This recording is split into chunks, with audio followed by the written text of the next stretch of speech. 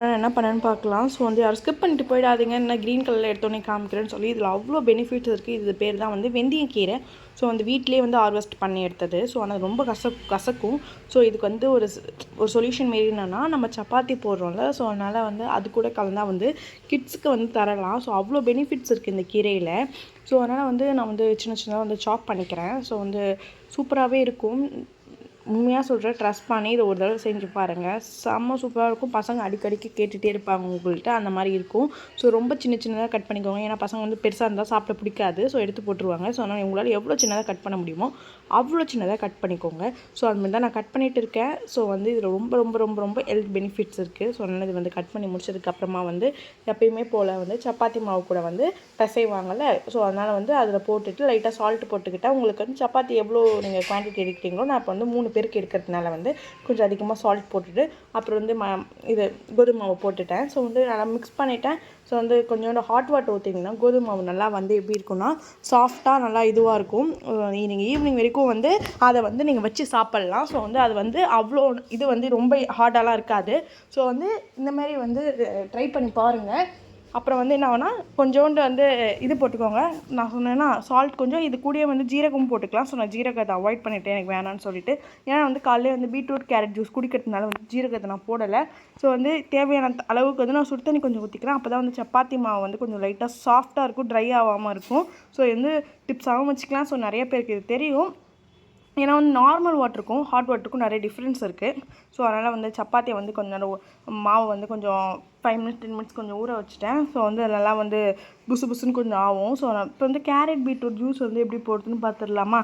எப்பயுமே போல் கேரட் அப்புறம் பீட்ரூட்டை வந்து நல்லா கட் பண்ணிக்கோங்க. ஸோ வந்து அதெல்லாம் கட் பண்ணிகிட்டு இருக்கேன். ஸோ இதுலேயும் நல்ல ஹெல்த் பெனிஃபிட்ஸ் இருக்குது. ஸோ மார்னிங் நான் இப்போ வந்து இன்டேக் பண்ணிகிட்டு இருக்கேன். ஸோ வந்து நான் 7 டேஸ் இன்டேக் பண்ணிவிட்டு இதை வந்து க்ளோ ஆகிறேனா இல்லை என்னோடய ஃபேஸில் என்ன மாற்றம் இருக்கான்னு கன்ஃபார்ம் உங்களுக்கு அப்டேட் பண்ணிகிட்டு இருக்கேன்.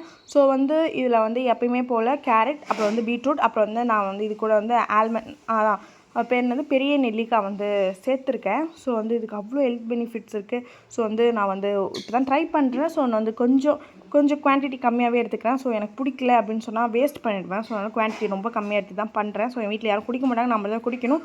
ஸோ அதனால தான் நான் வந்து ரொம்ப குவான்டிட்டி ரொம்ப ரொம்ப ரொம்ப கம்மியாக எடுத்திருக்கேன். ஸோ ரொம்ப குட்டி ஒரு டம்ளர் அளவு தான் குடிப்பேன். ஸோ அதனால் வந்து அதுக்கு ரெடி பண்ணிகிட்டு இருக்கேன்.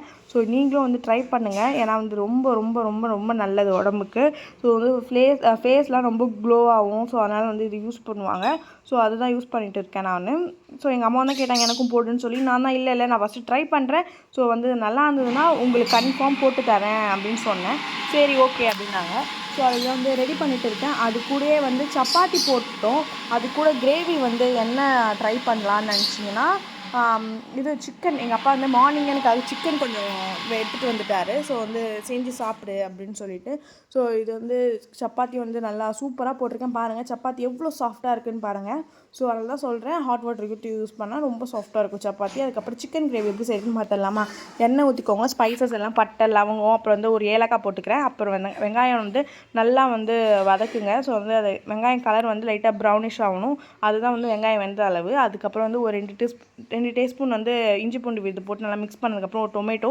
நான் வந்து குவான்டிட்டி வந்து 2 பேருக்கு செஞ்சா ரொம்ப கம்மியாக எடுத்துருக்கேன். ஸோ நீங்கள் 4 பேர் 5 பேர் செய்கிறீங்கன்னா வெங்காயம் வந்து ஒரு 4 போட்டுக்கோங்க, தக்காளி ஒரு 2 3 போட்டுக்கோங்க. இதுதான் கரெக்டாக இருக்கும். அப்புறம் வீட்டில் இருக்கிற மசாலா தான் போட்டிருக்கேன். ஸோ குழம்பு தூள் மசாலா, அதுக்கப்புறம் வந்து இது காஷ்மீர் தூள், அதுக்கப்புறம் மல்லித்தூள், அதுக்கப்புறம் வந்து இது மஞ்சத்தூள் ஆட் பண்ணியிருக்கேன். அப்புறம் கொஞ்சம் சிக்கன் ஆட் பண்ணிவிட்டு நல்லா மிக்ஸ் பண்ணதுக்கப்புறம் ஒரு கிளாஸ் தண்ணி ஊற்றிக்கோங்க சிக்கன் வேகிறதுக்கு. சிக்கன் எப்படி வந்துச்சுன்னு கண்டுபிடிச்சோன்னா நல்லா வந்து எண்ணெய் பிரிஞ்சு வரும் சிக்கன் மேலே. அதுதான் வந்து சிக்கன் நல்லா வெந்துட்டுன்னு அர்த்தம். இந்த மாதிரி நிறைய வீடியோ பாய். சப்ஸ்கிரைப் பண்ணிக்கோங்க. நாளைக்கு ஒரு நாள் வீடியோவில் பார்க்குறேன். டாடா பாய்.